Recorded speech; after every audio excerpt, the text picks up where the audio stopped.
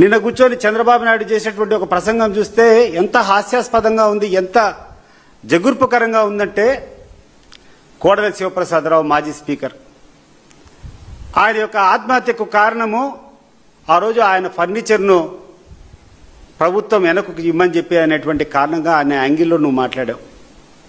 నేను అడుగుతున్నాను చంద్రబాబు నాయుడు గారు, ప్రభుత్వ ఆస్తి ప్రభుత్వందా లేకుంటే వేరే వాళ్ళదా? ఎవరైనా దుర్వినియోగం చేసేదానికి అవకాశం ఉందా? అయినా కోడెల శివప్రసాద్ చనిపోయినప్పుడు నేను అప్పటికి తెలుగుదేశం పార్టీలోనే ఉన్నా.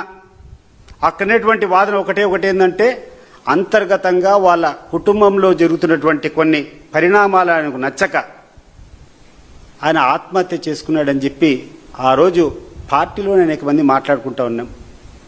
ఈరోజు ఆయన కుటుంబ సమస్యల వల్ల ఆయన ఏదో చేసుకుంటే దాన్ని కూడా తీసుకొని వచ్చి, ఆయన ఆత్మహత్యను కూడా తీసుకొని వచ్చి జగన్మోహన్ రెడ్డికి, ఆ ప్రభుత్వానికి ఆపాదించే ప్రయత్నం చేస్తున్నాం.